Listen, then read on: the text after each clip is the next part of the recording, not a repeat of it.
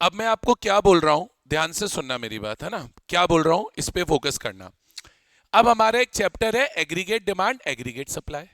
यार हमें लगता है ये चैप्टर बहुत बड़ा है। अच्छा, क्या बड़ा है? बिल्कुल है, मैं थोड़ी ना मना कर रहा हूं, पर हार्ड नहीं है चैप्टर। अगर चैप्टर को हम तरीके से समझेंगे तो हार्ड नहीं है।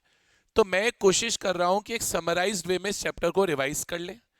अच्छा, मैंने आपको इसके समरी नोट्स का एक प्रिंट आउट दिया है। अगर आप थोड़ा सा ध्यान देंगे तो प्रिंट आउट वन साइडेड है। वन साइडेड इसलिए है कि जो समरी में है वो तो मैंने जो इस चैप्टर के इंपॉर्टेंट टॉपिक है वो इंक्लूड किए हैं, बट समरी के अलावा भी अगर इस चैप्टर में हमें कुछ छोटी छोटी बातें मुझे लगेंगी कि यार एक्स्ट्रा में आपको पता होनी चाहिए, तो वो अगर आप करके जाते हो ना, मुझे लगता है कि इस चैप्टर का क्वेश्चन 100% एग्जाम में अटेम्प्ट हो जाएगा। मतलब मेरे को ऐसा लगता है 99% सिर्फ इस समरी को पढ़ के भी आप इस चैप्टर के, इस पर्टिकुलर चैप्टर के सारे क्वेश्चन अटेम्प्ट कर पाओगे। और मेरा देखो टारगेट यही है, अभी तो ये वाला चैप्टर कर लो, लेकिन मेरा टारगेट यही है कि हम इस चैप्टर के अलावा भी जो भी एग्रीगेट डिमांड एग्रीगेट सप्लाई के बाकी चैप्टर्स हैं उनको इसी तरीके से समरी नोट्स बनाकर क्या कर लेंगे, रिवाइज कर लेंगे, जिससे वो चैप्टर हमें लर्न करना आसान हो जाए। अभी देखो यार एग्जाम तो आ गए, ऐसा लग रहा है 2-4 दिन बाद ही हैं, और हुए भी यार। तो अभी क्या करना होता है कि चैप्टर को एक क्विक वे में करना होता है। पढ़ा तो हमने पहले भी है, पढ़ा है नहीं पढ़ा है? जी सर पढ़ा है ना। लेकिन हो सकता है पहले का कुछ भूल गए हो, कुछ ध्यान से नहीं पढ़ा हो, तो अभी अब मौका है कि उन चीजों को हम ब्रशअप कर ले और उनको अच्छे से पढ़ ले। आओ चलो कोशिश करते हैं फटाफट से पढ़ने की। अब क्विक क्विक वे में पढ़ाता जाऊंगा, कोई डाउट हो पूछते जाना, है ना। देखो सबसे पहले हमको पढ़ना है, सबसे पहले हमको पढ़ना है, मैंने टॉपिक वाइज डिवाइड किया है। सबसे पहले इस चैप्टर का इश्यू आता है एग्रीगेट डिमांड एग्रीगेट सप्लाई। आपसे कोई पूछे यार एग्रीगेट डिमांड क्या होती है, आप सिंपल बोलो, अगर आपको ज्यादा टेक्निकल लैंग्वेज लर्न नहीं करनी, सिंपल बोलो हमारी कंट्री में जितने भी फाइनल, इंटरमीडिएट नहीं, जितने भी final goods and service produce हो रहे हैं एक साल में, उनकी जो डिमांड है, उनकी जो डिमांड है वो एग्रीगेट डिमांड है। अगर आपको कोई बोले यार एग्रीगेट डिमांड को डिफाइन करो, आप क्या बोलेंगे? It is the total demand for all goods and services in an economy during an accounting year. आप इसको ऐसे भी डिफाइन कर सकते हो, final goods and service purchase करने में जो एक्सपेंडिचर हो रहा है, क्या परचेस करने में? Final goods and service purchase करने में जो एक्सपेंडिचर हो रहा है वो एग्रीगेट डिमांड है। अच्छा एक छोटी बात याद रखना, मैं शीट में कुछ कुछ चीजें लिखता हुआ चलूंगा, आप भी लिखिएगा, आप भी लिखिएगा। जो मैं शीट पे लिखूं वो शीट पे लिखना, जो मैं आपको वन साइडेड स्पेस जो खाली है वहां पे लिखने के बोलूं वहां पे लिखना। तो सबसे पहले एग्रीगेट डिमांड क्या, बोलिए? Aggregate demand is the total demand for all final goods and services. ये फाइनल लिखने के मार्क्स मिलेंगे पेपर में, ध्यान रखना। तो aggregate demand is the total demand for all final goods and services in an economy during an accounting year, during an accounting year. अब इसको आप ऐसे भी बोल सकते हो, it is the total expenditure on all final goods and service. सभी final goods and service पे जो आप खर्चा कर रहे हो, सभी फाइनल गुड्स एंड सर्विस पे जो आप खर्चा कर रहे हो, दैट इज एग्रीगेट डिमांड। तो आपसे कोई पूछे यार एग्रीगेट डिमांड क्या, बोलोगे aggregate demand is the total expenditure on final goods and services. अब तुम्हें एक चीज बताता हूं, यहां पर एक टर्म सीखना है। दो तरह की एग्रीगेट डिमांड होती है, एक होती है एक्स पोस्ट। एक्स पोस्ट का मतलब होता है actual aggregate demand.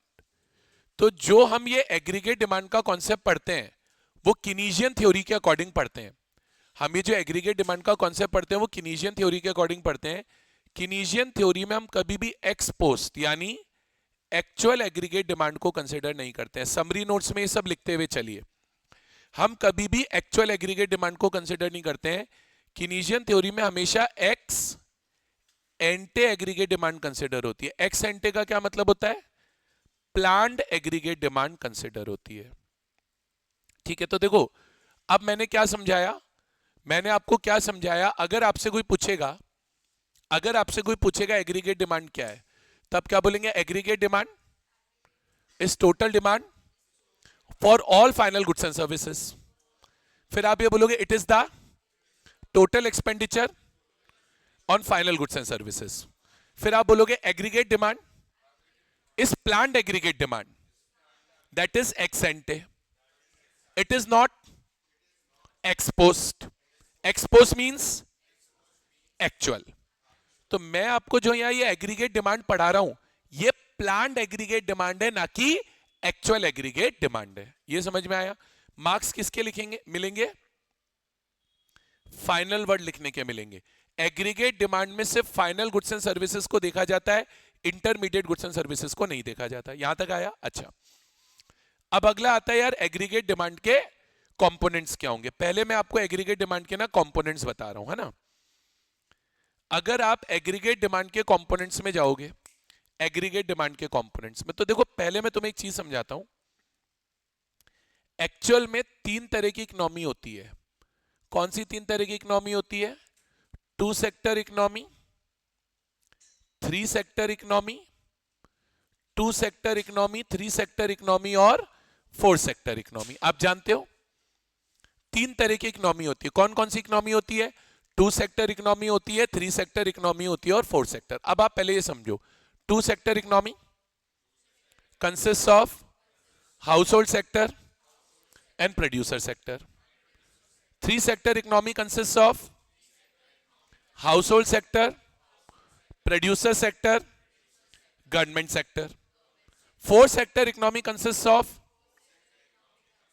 House hold sector, producer sector, government sector, rest of world. अब क्योंकि फोर सेक्टर इकोनॉमी में रेस्ट ऑफ वर्ल्ड होता है, तो फोर सेक्टर इकोनॉमी में इंपोर्ट एक्सपोर्ट भी होता है। क्योंकि फोर सेक्टर इकोनॉमी में इंपोर्ट एक्सपोर्ट भी होता है, तो four sector economy is also called open economy. Summary notes में सब लिखते जाओ जो मैं लिख रहा हूं। और टू सेक्टर और थ्री सेक्टर इकोनॉमी में क्योंकि रेस्ट ऑफ वर्ल्ड नहीं होता, two sector three sector economy में क्योंकि रेस्ट ऑफ वर्ल्ड नहीं होता, तो two sector three sector economy को हम क्लोज्ड इकोनॉमी भी बोलते हैं। अब पेपर में जो क्वेश्चन आता है, पेपर में जो बेटा क्या आता है, क्वेश्चन आता है, वो इस तरीके से आ सकता है कि टू सेक्टर इकोनॉमी में एग्रीगेट डिमांड के कंपोनेंट बनाइए, या थ्री सेक्टर इकोनॉमी में एग्रीगेट डिमांड के कंपोनेंट बताइए, या फोर सेक्टर इकोनॉमी में एग्रीगेट डिमांड के कंपोनेंट बताइए। तो अगर इस तरह का क्वेश्चन पेपर में आ रहा है, तो देखो सुनो मेरी बात सुनो। आप तो ये समझो कि हाउस होल्ड सेक्टर का इनकर होता है private final consumption expenditure, producer sector का इनकर होता है private investment expenditure, government sector का इनकर होता है गवर्नमेंट एक्सपेंडिचर, और रेस्ट ऑफ वर्ल्ड का इनकर होता है नेट एक्सपोर्ट। अब स्मार्टनेस क्या दिखाओगे पेपर में? स्मार्टनेस क्या दिखाओगे? अगर टू सेक्टर इकोनॉमी पूछे तो एग्रीगेट डिमांड के कंपोनेंट हो गए सी और आई। अगर थ्री सेक्टर इकोनॉमी पूछे तो एग्रीगेट डिमांड के कंपोनेंट हो गए सी, आई और जी। और फोर सेक्टर इकोनॉमी पूछे या ओपन इकोनॉमी पूछे तो एग्रीगेट डिमांड के कंपोनेंट हो गए सी, आई, जी और एक्स माइनस एम। तो देखो क्या लिखा है, in an open economy, in an open economy. Open economy कौन सी इकोनॉमी होती है? Four sector economy. Aggregate demand के कितने कंपोनेंट हो गए? चार। कौन से हो गए? सी, आई, जी और एक्स माइनस एम, जो कि होता है नेट एक्सपोर्ट। अब सुनो मेरी बात, प्राइवेट फाइनल कंजम्पशन एक्सपेंडिचर क्या है? प्राइवेट फाइनल कंजम्पशन एक्सपेंडिचर को हम सी बोलते हैं। प्राइवेट फाइनल कंजम्पशन एक्सपेंडिचर वो एक्सपेंडिचर है जो गुड्स एंड सर्विस को खरीदने पर हाउस होल्ड कर रहा है। कौन कर रहा है? हाउस होल्ड कर रहा है। What is PFC? बताओ what is PFC, what is C, what is private final consumption expenditure? बोलो। It refers to expenditure incurred by household for purchase of goods and services. अच्छा, private investment demand या private investment expenditure जिसको हम आई से denote करते हैं, वो क्या है? प्रोड्यूसर सेक्टर कैपिटल एसेट्स खरीदने पे, प्रोड्यूसर सेक्टर कैपिटल एसेट्स खरीदने पे यानी प्लांट मशीनरी खरीदने पे जो खर्चा कर रहा है। तो बोलो private investment expenditure is plant expenditure on capital assets like machinery and building. अब देखो गवर्नमेंट भी खर्चा करती है, गवर्नमेंट खर्चा करती है एक तो पब्लिक वेलफेयर के लिए, तो गवर्नमेंट एक तो कंजम्पशन एक्सपेंडिचर करती है पब्लिक वेलफेयर के लिए, और गवर्नमेंट भी कैपिटल गुड्स पे खर्चा करती है जैसे हाईवे बनाना, एयरपोर्ट बनाना, रेलवे स्टेशन बनाना। तो गवर्नमेंट के सभी एक्सपेंडिचर गवर्नमेंट एक्सपेंडिचर आ गए। इसमें याद रखना government also incurs consumption expenditure as well as investment expenditure. Government दोनों तरह के एक्सपेंडिचर करती है, कंजम्पशन एक्सपेंडिचर भी करती है और इन्वेस्टमेंट एक्सपेंडिचर भी करती है। अब देखो मैं एक चीज बोल रहा हूं, अभी मैं आपको समरी से पढ़ा दे रहा हूं, डिटेल्ड नोट्स मैंने आपको क्लास में दिए हुए, आप कहोगे ग्रुप में रीसेंड कर दूंगा, आप कहोगे आपसे रीशेयर कर दूंगा। आप पहले समरी से पूरा चैप्टर लर्न कर लो कि एक बार ये हो जाए हमें चैप्टर आ गया, उसके बाद उसको डिटेल से लर्न कर लो। तो बोलो government expenditure means government spending on consumer and capital goods to satisfy social needs. और एक होता है net export. Net export is difference between export and import. Net export is difference between export and import. तो बोलो the difference between exports and imports is net exports. तो अगर आप मेरे से पूछते हो कि भाई एग्रीगेट डिमांड के कंपोनेंट्स क्या हैं, अगर आप मेरे से पूछते हो कि सर एग्रीगेट डिमांड के कंपोनेंट्स क्या हैं, तो एग्रीगेट डिमांड के कंपोनेंट टू सेक्टर इकोनॉमी में है। टू सेक्टर इकोनॉमी में है सी प्लस आई, थ्री सेक्टर इकोनॉमी में है सी प्लस आई प्लस जी, और फोर सेक्टर इकोनॉमी में है सी प्लस आई प्लस जी प्लस एक्स माइनस एम। ये क्लियर है बताओ? ये क्लियर है बताओ? ठीक है। अब आपके पास वन साइडेड स्पेस होगी, अब आपके पास वन साइडेड स्पेस होगी, उस स्पेस को यूटिलाइज करके पहले जो मैं एक चीज बता रहा हूं वो करना, ठीक है। वन, मैंने आपको क्या बोला था, शीट वन साइडेड है, तो हमारा पेज नंबर 1 है, पेज नंबर के पीछे की जगह खाली है, पेज नंबर 1 के पीछे की जगह खाली है, उस जगह को यूटिलाइज करना। पहले मुझे बताओ यहां तक समझ में आ गया? ठीक है। तो सर पहले दो चीज समझो, एक होता है एग्रीगेट डिमांड शेड्यूल, एक होता है एग्रीगेट डिमांड शेड्यूल। तो एक तो एग्रीगेट डिमांड शेड्यूल हम पीछे लिखेंगे क्या होता है, और होता है एक aggregate demand curve, AD curve. एक हम एडी कर्व लिखेंगे क्या होता है, पहले दोनों डिफाइन कर लो, पहले दोनों डिफाइन कर लो। देखो एग्रीगेट डिमांड शेड्यूल क्या होता है, एक टेबल बनती है, क्या बनती है, टेबल बनती है जिसपे हम इनकम लिखते हैं और अलग अलग लेवल ऑफ इनकम पे, और अलग अलग लेवल ऑफ इनकम पे एग्रीगेट डिमांड लिखते हैं। तो आपसे कोई पूछे एडी शेड्यूल क्या, बोलेंगे AD schedule is a table showing aggregate demand at different levels of income.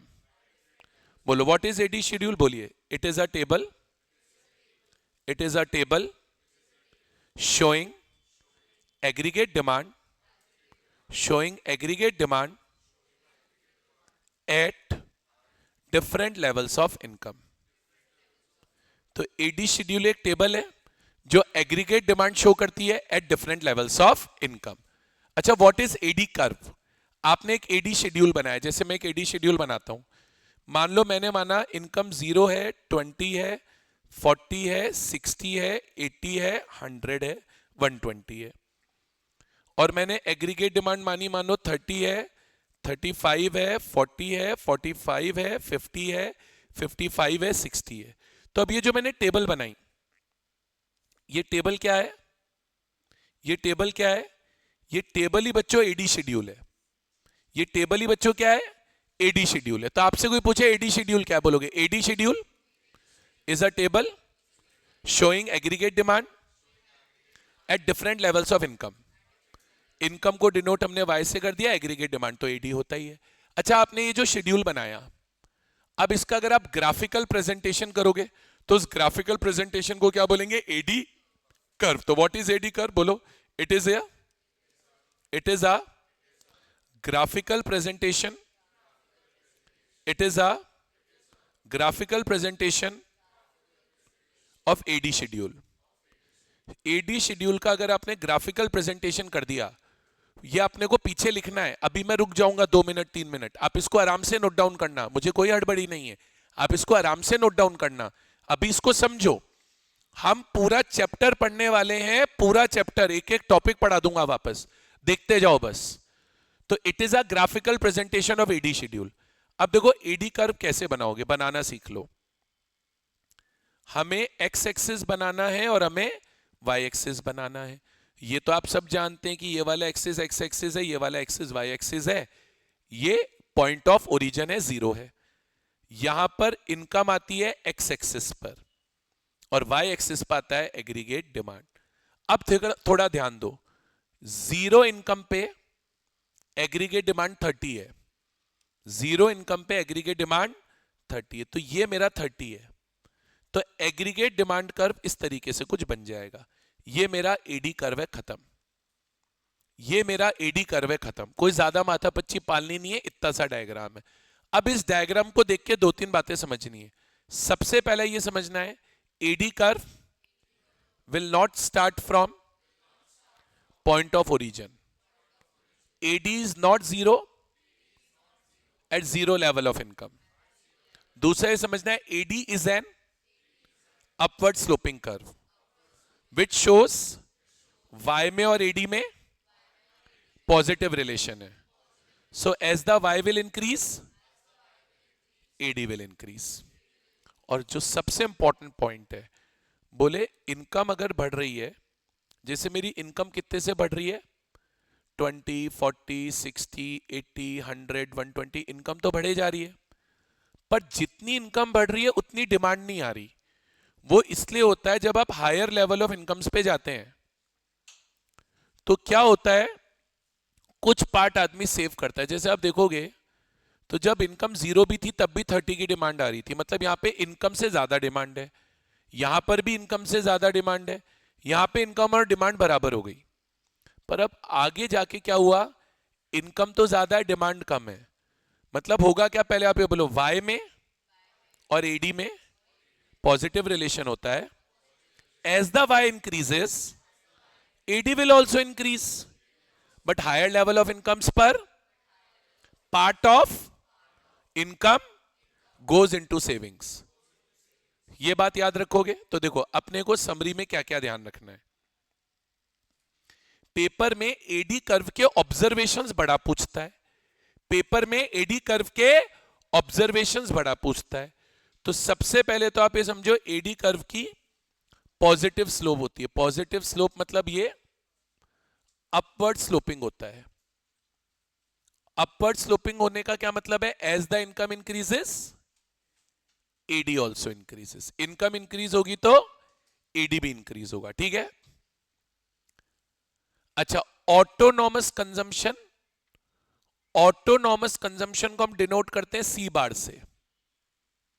Sir autonomous consumption क्या है कि 0 इनकम भी है तो कुछ ना कुछ एग्रीगेट डिमांड तो आ रही है। इसका मतलब ये कि 0 इनकम पे भी कुछ ना कुछ कंजम्पशन तो होगा। बेटा आदमी अगर इनकम 0 भी कमा रहा है तो रोटी खाना बंद नहीं कर सकता, रोटी खाना बंद नहीं कर सकता। तो एक और बात अपने को क्या लिखनी पड़ेगी पेपर में, आप लिखोगे even where aggregate demand is 0, minimum level of consumption, minimum level of consumption will take place, minimum level of consumption will take place in an economy, will take place in an economy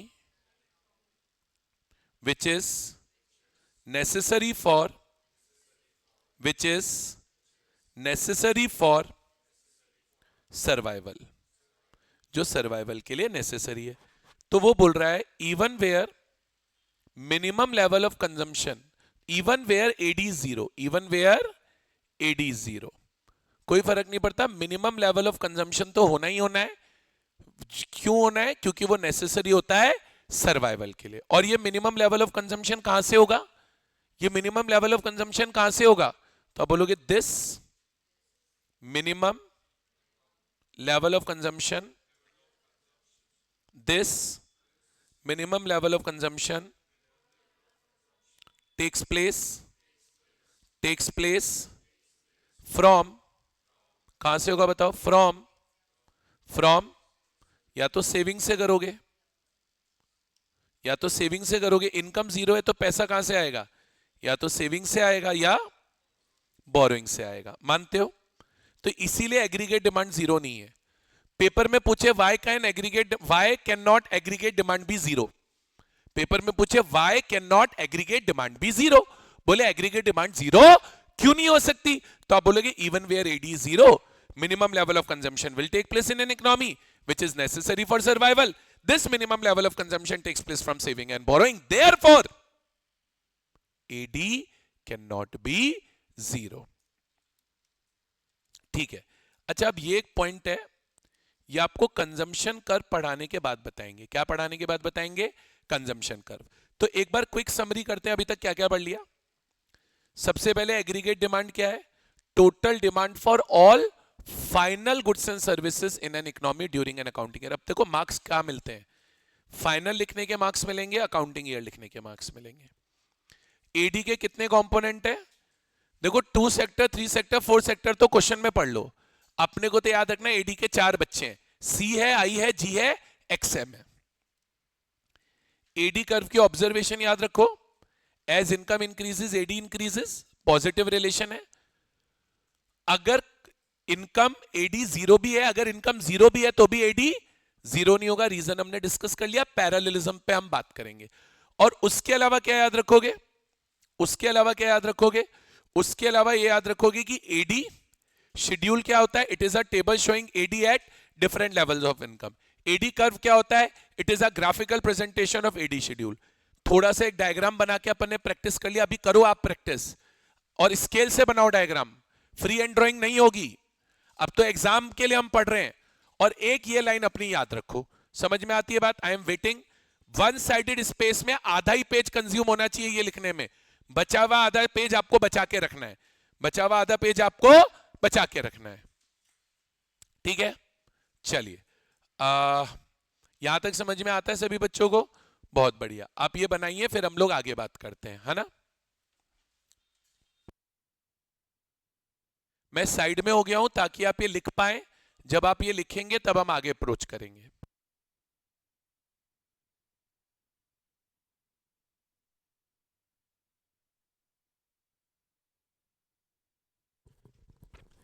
एक छोटी सी चीज पे जरूर करना, even where y is zero लिखना है यहां पे, है ना.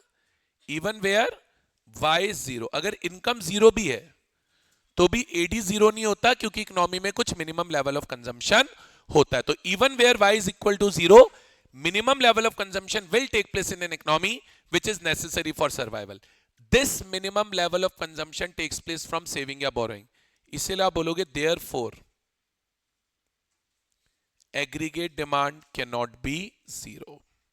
इसीलिए aggregate demand zero नहीं हो सकती, ध्यान रखना. चलो आप ये ड्रॉ करो, फिर आगे चलते हैं.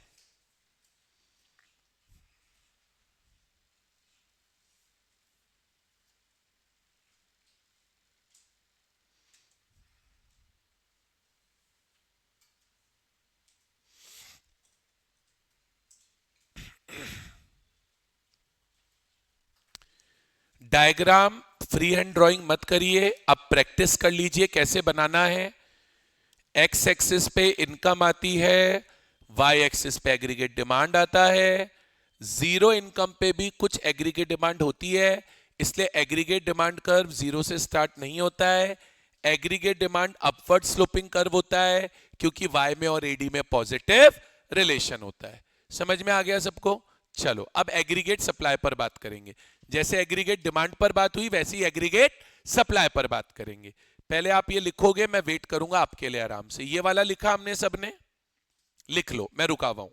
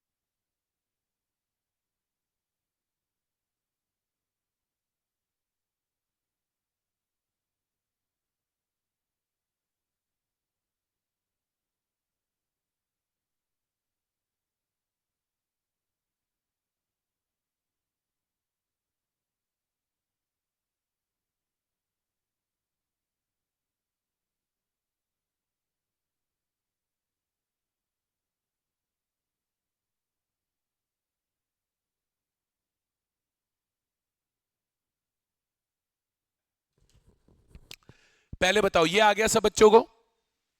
नीचे वाला शो करें, स्क्रॉल करें, ये लिख लिया, डायग्राम बन गया, बहुत बढ़िया।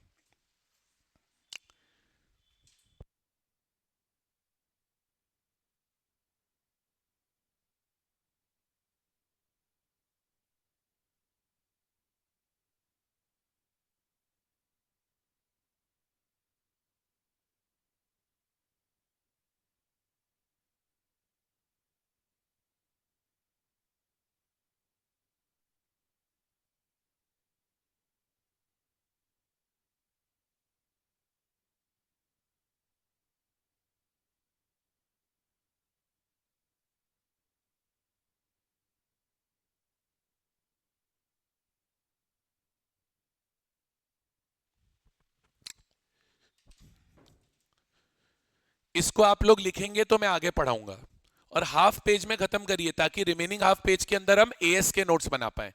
जैसे अभी हमने एडी शेड्यूल बनाया और एडी कर बनाया, वैसे एएस शेड्यूल भी ड्रॉ करके देखेंगे। ये मैंने समरी में क्यों नहीं डाला? ताकि आप उसको लिखकर कर पाओ। वैसे ही एएस कर्व करेंगे, और जो लिखने की जरूरत नहीं है वो मैंने समरी में डाल दिया।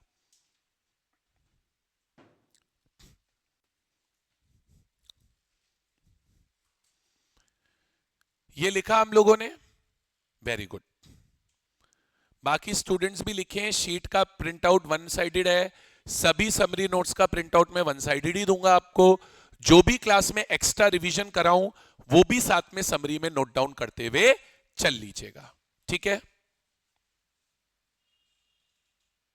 और जो क्वेश्चन सॉल्विंग क्लास होगी उसमें एडीएस के मैं सारे क्वेश्चन नहीं कराऊंगा, जो मुझे लगता है मोस्ट इंपॉर्टेंट क्वेश्चंस हैं, पास एग्जाम में आए हुए हैं, हमारे सीबीएसई के सैंपल पेपर में हैं, वो सब करा दूंगा मैं आपको, सारे के सारे। डन है? बहुत बढ़िया।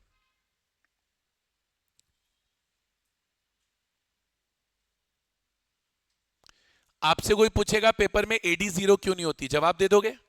बोले इनकम जीरो होने पर भी एडी जीरो इसलिए नहीं होती क्योंकि इकोनॉमी में कुछ ना कुछ मिनिमम लेवल ऑफ कंजम्पशन तो होना ही होना है, क्योंकि इकोनॉमी में कुछ ना कुछ मिनिमम लेवल ऑफ कंजम्पशन तो होना ही होना है।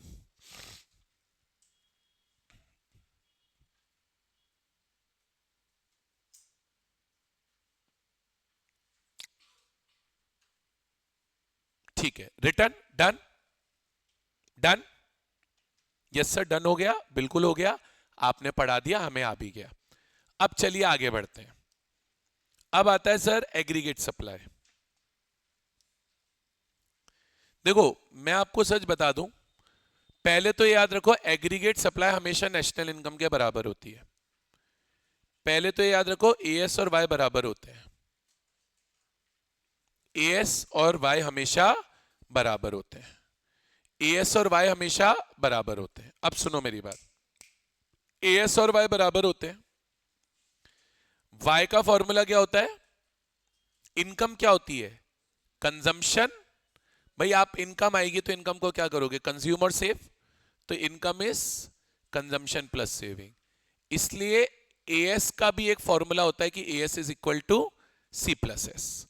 तो एक तो मैंने ये लिख दिया formula, AS is equal to C plus S consumption and saving. What is as?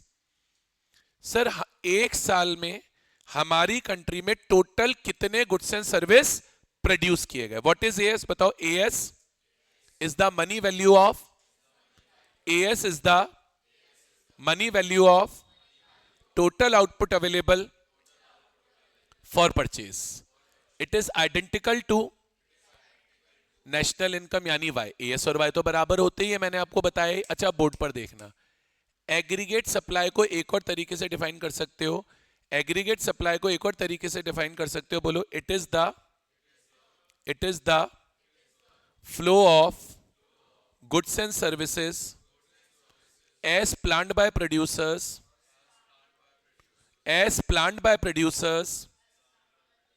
During the year. अच्छा अब यहां पे भी एक बात लिखनी जरूरी है, जो हमने एग्रीगेट डिमांड के लिए भी लिखी थी। यहां पर जो एग्रीगेट डिमांड है, देखो एक तो होती है एक्स पोस्ट, एक्स पोस्ट का मतलब होता है एक्चुअल, और एक होता है एक्स एंटे, एक्स एंटे का मतलब होता है प्लान्ड। ये लैटिन वर्ड्स हैं, तो यहां पर जो हम बात करें एग्रीगेट सप्लाई की, वो एक्स पोस्ट नहीं है बल्कि एक्स एंटे एग्रीगेट सप्लाई है, यानी एक्चुअल एग्रीगेट सप्लाई को हमें कंसिडर नहीं करना है, हमको तो प्लांट एग्रीगेट सप्लाई को कंसिडर करना है। ध्यान रख पाओगे ये बात? अच्छा, अब एक चीज और बताता हूं, ध्यान से सुनना। सर एग्रीगेट डिमांड भी फ्लो कॉन्सेप्ट है, over a period of time measure होता है, और एग्रीगेट सप्लाई भी फ्लो कॉन्सेप्ट है, over a period of time measure होता है। ध्यान रखोगे ये बात? दोनों फ्लो हैं, ये एक पर्टिकुलर डेट पर मेजर नहीं होते हैं, ये हमेशा over a period of time. हम एक साल के लिए एग्रीगेट डिमांड निकालते हैं, हम एक साल के लिए एग्रीगेट सप्लाई निकालते हैं, तो ये क्या है? फ्लो कॉन्सेप्ट है। समझ में आती है बात? अच्छा, अब एग्रीगेट सप्लाई में भी अपने को क्या ध्यान रखना है, यहां पे भी एक तो एएस शेड्यूल बनता है, और यहां पर भी एक एएस कर्व बनता है। एक तो एएस शेड्यूल बनता है और एक एएस कर्व बनता है। What is as schedule? Sir as schedule ये शो करता है कि डिफरेंट लेवल ऑफ इनकम्स पे एग्रीगेट सप्लाई इकोनॉमी में कितनी होगी। तो व्हाट इज एएस शेड्यूल? बोलिए। It is a table showing aggregate supply at it is a table showing aggregate supply at different levels of income. It is a table showing aggregate supply at different levels of income. It is a table showing aggregate supply at different levels of income. अब सुनो मेरी बात। It is a table showing क्या? Aggregate supply. Aggregate supply at what? Different levels of income. अब सुनना मेरी बात। It is a table showing aggregate supply eight different levels of income, यही समझाया मैंने। अब सीखने वाली बात क्या है, इनकम और एएस तो बराबर चलते हैं, y इक्वल टू एएस होगा, हमेशा ध्यान रखिए, y इक्वल टू एएस होगा, हमेशा ध्यान रखिए। तो जितनी वैल्यू अभी मैं y की लिखूंगा, जितनी वैल्यू अभी मैं किसकी लिखूंगा? y की लिखूंगा, उतनी वैल्यू किसकी आएगी बेटा? एएस की आएगी। तो अगर मैं मान लो y लिखता हूं 0, 20, 40, 60, 80, 100, 120, तो एएस भी आएगा 0, 20, 40, 60, 80, 100 और 120। ठीक है, इसी टेबल को आप क्या बोल रहे हैं? इसी टेबल को आप क्या बोल रहे हैं? As schedule. समझ में आया? समझ में आ रहा है? इस टेबल का ग्राफिकल प्रेजेंटेशन करोगे तो क्या आएगा? As curve. तो बोलिए it is a graphical presentation, it is a graphical presentation of AS schedule. अब देखो एक चीज समझना, पेपर में एक बहुत इंपॉर्टेंट क्वेश्चन आता है। अब जैसे हम एएस कर्व बनाएंगे, तो एएस कर्व हमेशा एक 45 डिग्री पे लाइन बनेगी। कितनी डिग्री पे? उसका रीजन पूछेगा तो रीजन सिर्फ इतना लिखना है, because AS is equal to Y. ये 45 डिग्री लाइन इसलिए बनती है क्योंकि एएस और वाई बराबर होते हैं। ये 45 डिग्री लाइन क्यों बनती है? क्योंकि एएस और वाई बराबर होते हैं। अच्छा, अब अगर इसका ग्राफिकल प्रेजेंटेशन करा जाए, तो अभी देखो, आप एक्सिस के नाम याद रखो, ये एक्स एक्सिस है, ये वाई एक्सिस है, ये पॉइंट ऑफ ओरिजिन है। यहां पर आएगी वाई, वाई माने इनकम, यहां पे आएगा एग्रीगेट सप्लाई। अब सुनो, सिंपल सी एक पॉइंट ऑफ ओरिजिन से लाइन बनेगी, लाइन बना दो, लाइन के आगे लिख दो एएस कर्व, या इसके आगे लिख दो वाई लाइन, और मार्क्स तब मिलेंगे जब यहां पर एंगल मार्क करके, जब एंगल मार्क करके 45 डिग्री लिख कर आओगे। सर एडी जीरो नहीं हो सकता, पर एएस जीरो होता है, जीरो इनकम है तो जीरो एएस है, इसलिए ये पॉइंट ऑफ ओरिजिन से स्टार्ट भी होता है। समझ में आएगा? तो अब इसकी कैरेक्टरिस्टिक क्या हुई एएस कर्व की? अगेन आप बोलोगे देयर इज अ, बोलो there is a positive relation between y and as. As the y increases, as increases. As y increases, as increases. और एक और क्या याद रखोगे? It is an upward sloping curve. बस इतना अपने को ध्यान रख लेना है, इतना अपने को ध्यान रख लेना है। कर पाओगे या नहीं कर पाओगे? एक बार मेरे को लर्न कराओ एएस शेड्यूल क्या है, एक बार मेरे को लर्न कराओ एएस शेड्यूल क्या है। पहले वो भी छोड़ो, पहले मेरे को एएस लर्न कराओ क्या है। बोलो, as is the flow concept, as is x एंटे as. आधा एग्जामिनर तो ऐसे ही खुश हो गया, सच बता रहा हूं मैं, बोर्ड्स वाले बहुत जल्दी खुश हो जाते हैं, मेन बातें बता दो। अब डेफिनेशन बोलो, as refers to flow of goods and services as planned by the producers during an accounting year। ये लिख दिया, फिर एएस शेड्यूल टेबल बना दी, एएस कर बना दिया, और ये बता दिया कि पॉजिटिव रिलेशन है, और ये बता दिया कि अपवर्ड स्लोपिंग कर्व है, और ये बता दिया कि 45 डिग्री लाइन क्यों है। आप ये लिख लो। उसके बाद एक बहुत इंपॉर्टेंट क्वेश्चन आएगा, बस एक इशू मेन याद रखो। कीन्स ने ये अज्यूम किया था कि इकोनॉमी में हमेशा एक्सेस कैपेसिटी होगी, तो पेपर में क्वेश्चन आएगा, कीन्स ने ऐसा क्यों अज्यूम किया कि इकोनॉमी में हमेशा एक्सेस कैपेसिटी ही होगी। क्या क्वेश्चन आएगा? कीन्स ने ऐसा क्यों अज्यूम किया कि इकोनॉमी में एक्सेस कैपेसिटी ही होगी। समझ में आती है बात? बहुत बढ़िया। चलो पहले ये बनाओ, अगेन वेट कर रहा हूं आपका। ये क्यों बनवा रहा हूं? ताकि आपको रिटर्न प्रैक्टिस हो। थ्योरी व्योरी तो चलो लिखी हुई अपन ने, ये आप जब तक बना के खुद से प्रैक्टिस नहीं करोगे, बनाने नहीं आएंगे। इनको बनाना सीख लो अब।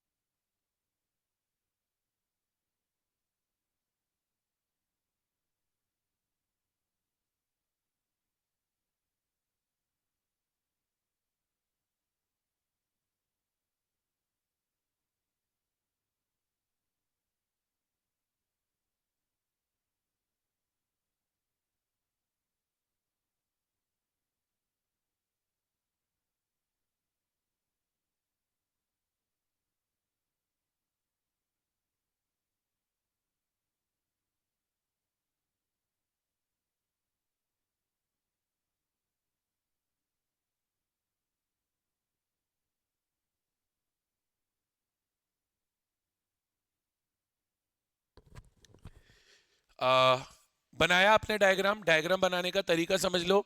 एएस कर्व में एक सिंपल सी अपवर्ड स्लोपिंग लाइन बनानी है पॉइंट ऑफ ओरिजिन से, और उस पे एंगल मार्क कर देना है 45 डिग्री का। ठीक है? वाई और एएस बराबर होते हैं, ये ध्यान रखना है। क्योंकि वाई और एएस बराबर होते हैं इसीलिए 45 डिग्री लाइन बनती है, ये ध्यान रखना है।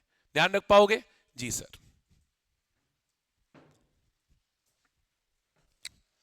चलिए, डन हो गया? डन हो गया? Done, very good. हो गया बेटा? पक्का? चलिए ये भी लिख लीजिए थोड़ा सा।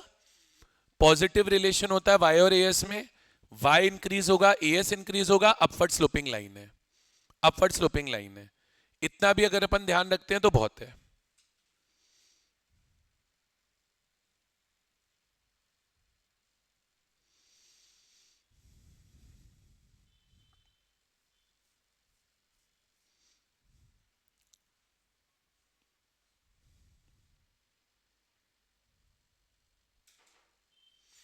सारे कर्व को स्केल से बनाओगे, अभी मैं आगे चल के एक दो कर्व और बनाऊंगा, प्लीज स्केल से बनाइएगा। कोई भी कर्व हम फ्री हैंड ड्राइंग नहीं करेंगे। अब देखिए लास्ट टाइम है प्रैक्टिस करने का, अब भी एक बार बना के नहीं प्रैक्टिस करेंगे तो पेपर में नहीं बना पाएंगे।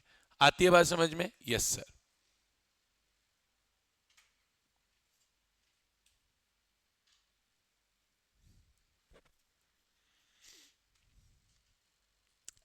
हो गया? हो गया? चलो अब मैं एक और चीज बोल रहा हूं, ध्यान से देखना। अब मैं एक और चीज बोल रहा हूं, ध्यान से सुनना। पेपर में क्या क्वेश्चन आएगा कि ये जो हम पढ़ रहे हैं वो कीनीजियन थ्योरी के अकॉर्डिंग पढ़ रहे हैं, तो कीन्स ने क्यों अज्यूम किया कि इकोनॉमी में एक्सेस कैपेसिटी है? तो आप बोलोगे कीन्स ने ये इसलिए अज्यूम किया क्योंकि ये थ्योरी 1930s में डेवलप हुई थी यूरोप में, जब यूरोप में ग्रेट डिप्रेशन चल रहा था, सप्लाई बहुत ज्यादा थी, डिमांड बिल्कुल नहीं थी, पूरी यूरोपियन इकोनॉमी में अनयूटिलाइज्ड कैपेसिटी की पोजीशन थी, इसीलिए कीन्स ने अज्यूम किया कि इकोनॉमी में क्या थी, एक्सेस कैपेसिटी थी। इंग्लिश में बोलो, the basic assumption of macro economic models as developed by Keynes is that there is an excess capacity in the economy. As Keynes was dealing with economy facing severe unemployment due to Great Depression in Europe in 1930s. Such economies had excess unutilized capacity. तो अपन क्या लिखेंगे, अपन बोलेंगे why Keynes assumed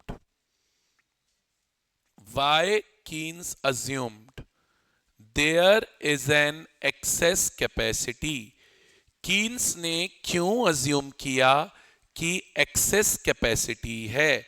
Why Keynes assumed there is an excess capacity?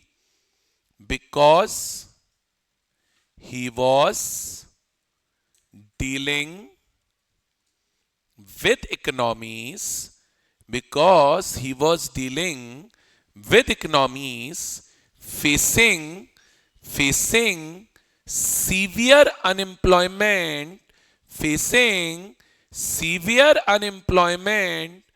due to Great Depression in Europe, क्योंकि Europe में great depression था इन 1930s। चलिए, I hope यहां तक सबको क्लियर हो गया होगा। बिल्कुल सर, क्लियर हो गया, आपने पढ़ा भी दिया, हमें आ भी गया। चलिए, अब क्या पढ़ाएंगे सर? बिल्कुल बताते हैं क्या पढ़ाएंगे। पहले आप इतना लिखिए, फिर हम आगे चलें। अब आपको याद हो तो हमें कंजम्पशन फंक्शन पे बात करनी पड़ेगी, हमें सेविंग फंक्शन पे बात करनी पड़ेगी, हमें प्रोपेंसिटी टू कंज्यूम पे बात करनी पड़ेगी कि नहीं करनी पड़ेगी? जी सर, बिल्कुल करनी पड़ेगी। किस किस पे बात करनी पड़ेगी? कंजम्पशन फंक्शन पे, सेविंग फंक्शन पे, और हमें बात करनी पड़ेगी, किस पे बात करनी पड़ेगी? प्रोपेंसिटी टू कंज्यूम, जिसमें मार्जिनल भी आएगी और एवरेज भी आएगी। यही तो चैप्टर का मेन कॉन्सेप्ट है ना बेटा। अभी के अभी पहले बताओ, यहां तक हुआ हमारा? ये लिखा हमने। अब देखो, हमारा पूरा चैप्टर अभी तक तैयार हो गया और एकदम कितने अच्छे छोटे से समरी नोट्स बन गए, जिनमें मोटी मोटी कोई भी बात छूट भी नहीं रही है। चलें आगे। बिल्कुल सर, हमें लगता है अरे सर इतना बड़ा चैप्टर है, कैसे होगा? कैसे नहीं होगा, सब हो जाएगा। चले आगे। बिल्कुल सर, आगे आ जाओ। अब आता है बच्चों कंजम्पशन फंक्शन। देखो, कंजम्पशन फंक्शन क्या शो करता है? हमने क्या पढ़ लिया? AD curve, AD schedule, AS curve, AS schedule. अब क्या आ रहा है? Consumption function. बोलो, कंजम्पशन फंक्शन सी का और वाई का रिलेशनशिप बताता है। कुछ नहीं, ज्यादा माथाफोड़ी करनी नहीं। बोले, consumption function is a functional relationship between consumption and income. इसको ऐसे भी डिनोट करते हैं, जो मैथ्स वाले बच्चे हैं वो समझेंगे। Consumption is the function of Y. C is equal to F किसका सिंबल होता है? फंक्शन का, और ब्रैकेट में वाई। समझते हैं मैथ्स वाले बच्चे? जो नहीं समझते छोड़ दो ना। डेफिनेशन आती है ना, it shows functional relationship between consumption and income. बहुत है इतना, हमें आती नहीं है सर मैथ्स, हमने सीखी नहीं। चलो, अब अपने को क्या सीखना? बोलो, वाई में और सी में पॉजिटिव रिलेशन है sir. As the Y increases, C also increases. तो as income increases, consumption increases, but by a smaller amount. बिल्कुल ठीक है, इनकम इंक्रीज होगी तो कंजम्पशन इंक्रीज होगा, बट जितनी इनकम इंक्रीज होगी उतना कंजम्पशन इंक्रीज नहीं होगा, because part of income goes into savings. This is because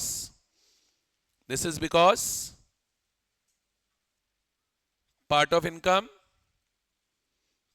income goes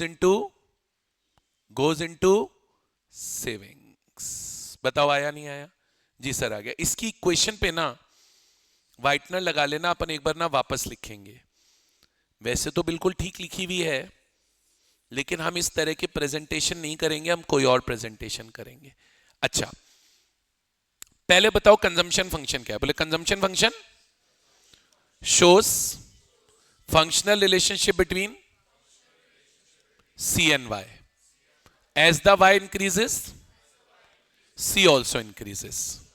As the Y increases, C also increases.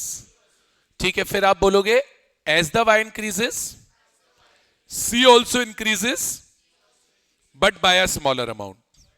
इसका रीजन क्या? Because part of consumption goes into savings. अब equation क्या बोलोगे? बोलो C is equal to C bar plus B into Y. C bar is equal to autonomous consumption. C bar is equal to autonomous consumption. Y is equal to income and B is equal to marginal propensity to consume. अब अपने को अगर पता है marginal propensity to consume क्या होती है तो अच्छी बात है, नहीं पता है तो थोड़ा सा वेट कर लो, सिखा देंगे। नहीं पता है तो थोड़ा सा वेट कर लो, सिखा देंगे। पहले कंजम्पशन फंक्शन के बारे में मेन बातें क्या याद रखनी है? बोलो it shows functional relationship between C and Y. As the income increases, C also increases. This is because part of income goes into savings. C is equal to C bar plus BY, where C bar is autonomous consumption, Y is income, B is MPC, marginal propensity to consume. ध्यान रखोगे? ध्यान रखोगे? अच्छा, अब again, अब जो page number 2 है, जो पेज नंबर 2 है उसकी ब्लैंक स्पेस को यूटिलाइज नहीं करेंगे। देखो ना, पेज नंबर 2 में कोई है क्या ब्लैंक स्पेस? पीछे, पीछे के साइड होगी। पेज नंबर 2 के पीछे ब्लैंक स्पेस है क्या? अभी अपन ने पेज नंबर 1 के पीछे की ब्लैंक स्पेस यूटिलाइज की, अब हम पेज नंबर 2 के पीछे की ब्लैंक स्पेस यूटिलाइज करेंगे। और मैं जहां बोल रहा हूं वहीं लिखिए, इधर उधर मत लिखिए। समझ में आती है बात? अब क्या लिखेंगे? एक काम करते हैं, हम सबसे पहले कंजम्पशन फंक्शन का डायग्रामेटिक प्रेजेंटेशन सीखते हैं। क्या सीखते हैं? डायग्रामेटिक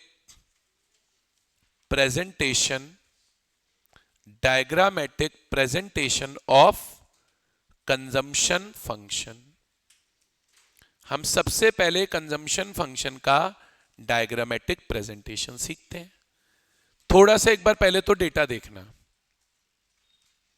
मान लीजिए इनकम 0 है, फिर 50 हुई, फिर 100 हुई, फिर 150 हुई, फिर 200 हुई। अब तुम्हें एक चीज समझा रहा हूं, पहले इधर देख लो। और मान लीजिए कंजम्पशन यानी C 20 हुआ, 60 हुआ, 100 हुआ, 140 हुआ और 180 हुआ। अब इसमें पहले दो बातें सीखें।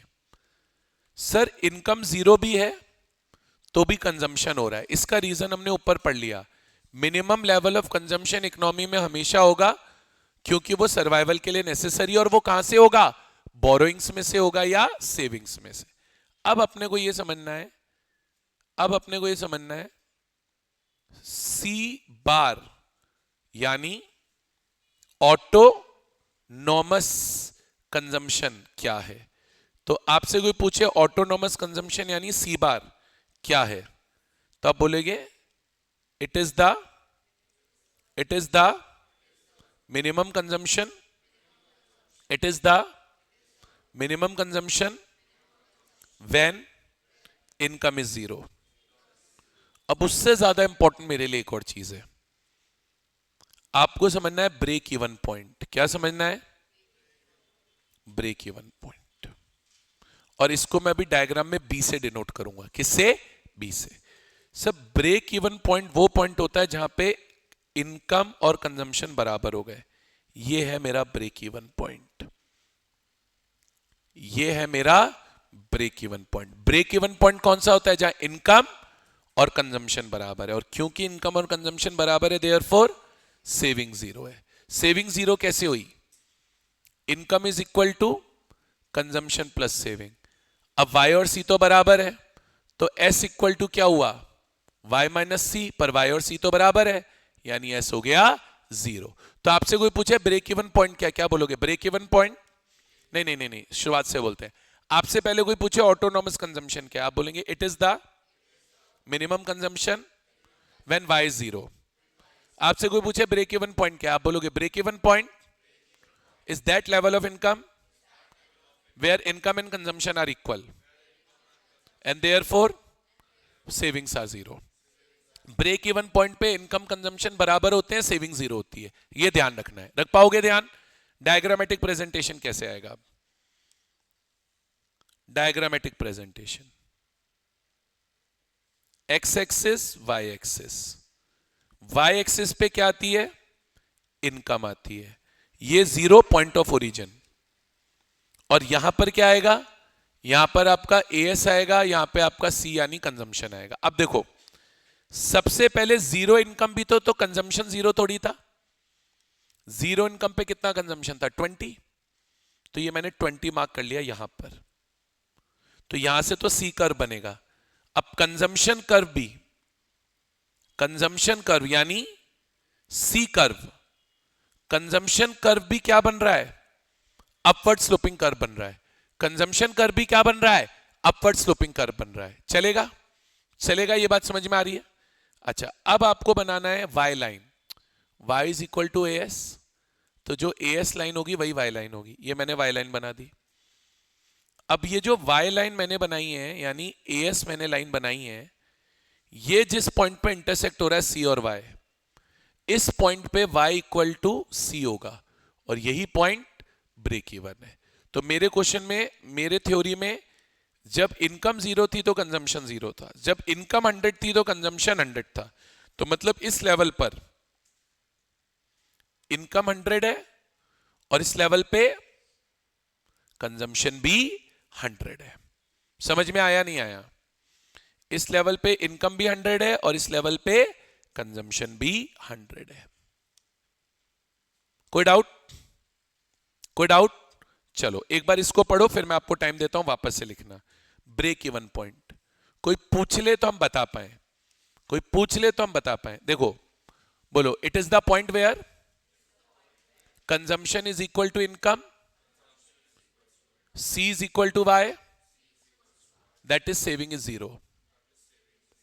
इसी को ब्रेक इवन पॉइंट बोलते हैं। अब ये एक बहुत अच्छी बात लिखा रहा हूं, ब्रेक इवन पॉइंट से पहले, और बिल्कुल ठीक है, ब्रेक इवन पॉइंट ही है, ब्रेक इवन पॉइंट से पहले कंजम्पशन इनकम से ज्यादा होती है, और याद रखना ब्रेक इवन पॉइंट के बाद इनकम ज्यादा होती है, कंजम्पशन कम होता है। तो देखो यही मैंने लिखा है, before break even point consumption is more than income. तो कंजम्पशन क्योंकि इनकम से ज्यादा है तो सेविंग नेगेटिव हो जाती है, उसे डिस सेविंग बोलते हैं। और after break even point consumption कम होता है, इनकम ज्यादा होती है, अब होना चालू हो जाती है सेविंग्स। आया समझ में? नहीं आया? एकदम अच्छे से बता दिए। बच्चों को बड़ा कंफ्यूजन रहता है ब्रेक इवन पॉइंट का, एकदम क्लियर कर दिया मैंने। इसके अलावा कोई चौथी बात किसी किताब में आपको ब्रेक इवन पॉइंट से रिलेटेड नहीं मिलेगी। आ रहा है? नहीं आ रहा? बहुत बढ़िया, बनाओ। अगेन मैं साइड हो रहा हूं, आप बना लो, कुछ पूछना है पूछ लो।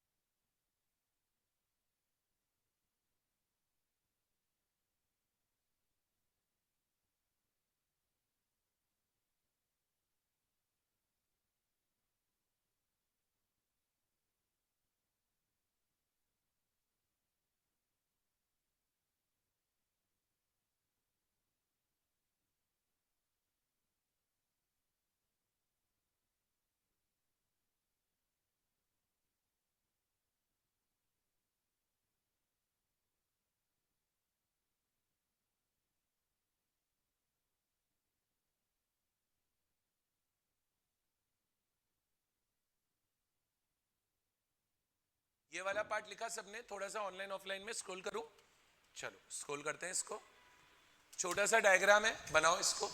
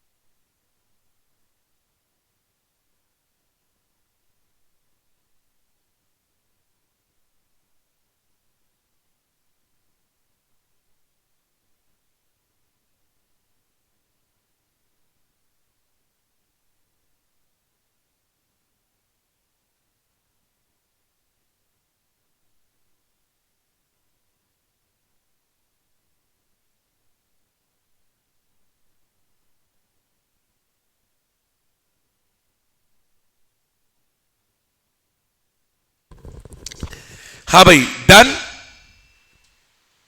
हो गया सबका? लिख लिया सबने? चलो आगे आओ। अब क्या कराओगे सर? अब देखो, मेन आता है, मेन कॉन्सेप्ट जो आता है वो क्या आता है? अब हमने कंजम्पशन फंक्शन तो कर लिया। अब सर प्रोपेंसिटी टू कंज्यूम आती है। एक इसमें एवरेज प्रोपेंसिटी टू कंज्यूम होती है और एक इसमें मार्जिनल प्रोपेंसिटी टू कंज्यूम होती है। पहले मार्जिनल प्रोपेंसिटी टू कंज्यूम समझेंगे और फिर एवरेज प्रोपेंसिटी टू कंज्यूम समझेंगे और फिर दोनों में डिफरेंस सीखेंगे। फिर दोनों में डिफरेंस। और इसकी एक बहुत अच्छी चीज मैंने आपको लिखाई है, ये बहुत ज्यादा मल्टीपल चॉइस क्वेश्चन में आता है। बहुत ज्यादा किस में आता है? Multiple choice question. देखो, सबसे पहले आपको कोई मार्जिनल प्रोपेंसिटी टू कंज्यूम पूछे, आप क्या बोलोगे? Sir marginal propensity to consume ये होता है कि मान लो मेरी इनकम इंक्रीज हुई, मेरी income increase by a certain amount. तो जो मेरी इनकम इंक्रीज हो रही है, बढ़ी हुई इनकम का कितना पार्ट कंजम्पशन में चला जाएगा, that is marginal propensity to consume. आपको कोई बोले मार्जिनल प्रोपेंसिटी को डिफाइन करो या ये बताओ मार्जिनल प्रोपेंसिटी टू कंज्यूम क्या इंडिकेट करता है, तो आप क्या बोलेंगे? एमपीसी इंडिकेट्स proportion of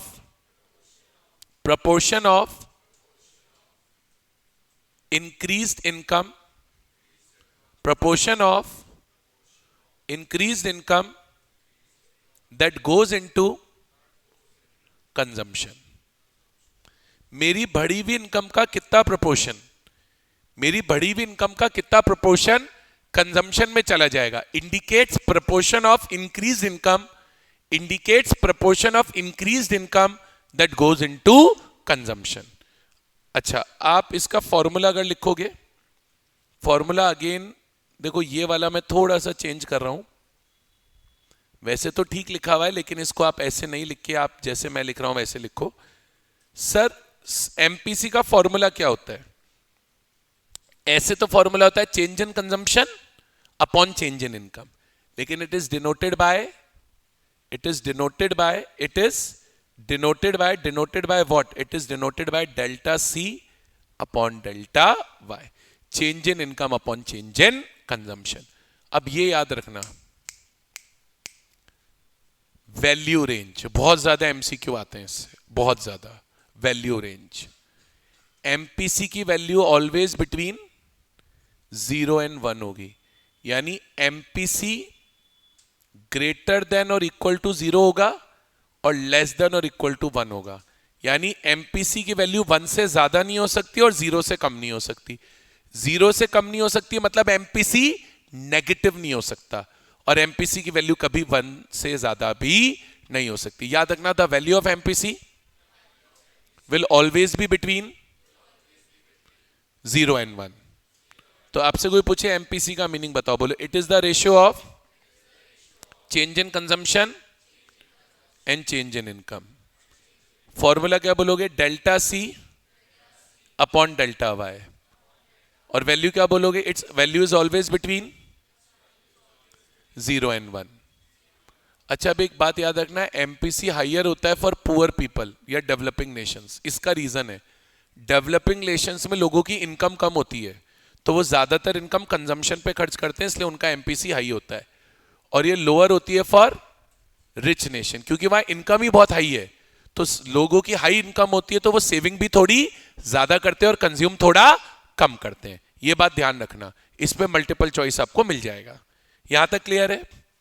तो एमपीसी में क्या क्या ध्यान रखना है, मैं ज्यादा बातें ध्यान रखने बोल ही नहीं रहा। पहली चीज बोलो, it is the ratio between change in consumption and change in income. Formula क्या होगा? Delta C upon delta Y. Definition क्या बोलोगे? It indicates the proportion of increase income, the proportion of increase income that goes into savings, that goes into consumption। फिर क्या याद रखोगे? its value will always be between 0 and 1। अब इसको calculate करना देखेंगे, we will solve one question। अब इसको कैलकुलेट करना देखेंगे, we will solve one question। एक बेसिक क्वेश्चन इसका करके देखेंगे। पहले बताओ, ये क्लियर है? ये क्लियर है? बहुत बढ़िया। अब सर एक होता है एपीसी।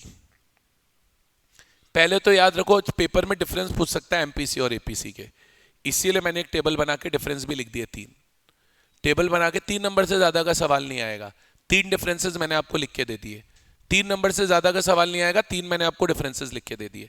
अब आपसे पहले कोई पूछे एपीसी क्या है, बोलो APC is the ratio between, APC is the ratio between total consumption and total income. ठीक है, अब देखो फर्क समझो, एपीसी में हम डेल्टा सी और डेल्टा वाई नहीं ले रहे, एपीसी में हम रेशियो ले रहे हैं टोटल कंजम्पशन और टोटल इनकम का। तो इसका फॉर्मूला है सी अपॉन वाई, और याद रखना एपीसी की value can be greater than 1। APC की value can be greater than 1। तो क्या याद रखोगे? एपीसी का फॉर्मूला क्या हो गया? एपीसी का फॉर्मूला हो गया सी अपॉन वाई। की फीचर्स, अब ये बहुत अच्छा है सर, एपीसी की वैल्यू ग्रेटर देन 1 हो सकती है। एपीसी की वैल्यू सुनो, एपीसी की वैल्यू ग्रेटर देन 1 होती है before break even point. Break even point होता है C equal to Y. Break even point से पहले C is greater than Y. क्योंकि ब्रेक इवन पॉइंट से पहले C is greater than Y, इसलिए ब्रेक इवन पॉइंट पे, ब्रेक इवन पॉइंट पे, ब्रेक इवन पॉइंट पे तो एपीसी 1 होता है। ब्रेक इवन पॉइंट पे तो, ब्रेक इवन पॉइंट पर सी इक्वल टू वाई होता है। सही बात है? Therefore APC is equal to 1। और ब्रेक इवन पॉइंट से पहले सी ग्रेटर देन वाई होता है। क्योंकि ब्रेक इवन पॉइंट से पहले सी ग्रेटर देन वाई होता है, तो APC can be greater than 1। ठीक है? और APC can never be 0 because consumption in economy can never be 0। Never 0 because autonomous consumption always exist. ये एमसीक्यू आ गए सारे, इसमें बहुत सारे एमसीक्यू इस चैप्टर के इसी टॉपिक पे होते हैं, बहुत सारे। जानबूझ के मैंने समरी में डाला है। एपीसी की वैल्यू ग्रेटर देन 1 कब होगी? ब्रेक इवन पॉइंट से पहले, when C is greater than Y. APC की वैल्यू 1 कब होगी? ब्रेक इवन पॉइंट पे, when C is equal to Y. APC 0 नहीं हो सकता। क्यों नहीं हो सकता? क्योंकि कंजम्पशन 0 नहीं होता, एक मिनिमम लेवल ऑफ कंजम्पशन होगा ही होगा। एपीसी और एमपीसी में डिफरेंस आ जाए, APC is the ratio of C and Y, MPC is the ratio of delta C and delta Y. Formula लिख दो, C upon Y delta C upon delta Y can be greater than 1, always between 0 and 1। हो गया difference? आ गए APC MPC. Question करें एक, question करें एक। आइए क्वेश्चन करते हैं। पेज नंबर 2 पे सेकंड हाफ में लिखना चालू करना होगा। पेज नंबर 2 पे आधी जगह होगी अभी आपके पास। एक सिंगल क्वेश्चन करेंगे, उसमें एमपीसी एपीसी दोनों निकालेंगे। एक सिंगल क्वेश्चन करेंगे जिसमें एमपीसी एपीसी दोनों निकालेंगे।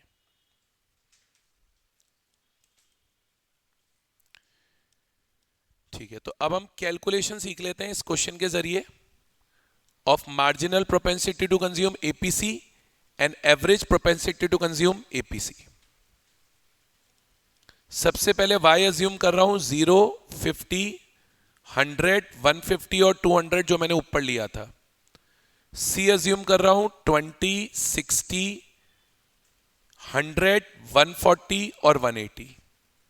अब देखना बेटा, सबसे पहले जब इस तरह का क्वेश्चन पेपर में आए, क्वेश्चन में डेटा आपको दे सकता है, क्वेश्चन में डेटा आपको दे सकता है, और ये डेटा देकर आपको क्वेश्चन में क्या पूछेगा, ये डेटा देकर आपको क्वेश्चन में पूछेगा, सिंपल बात पूछेगा क्वेश्चन में।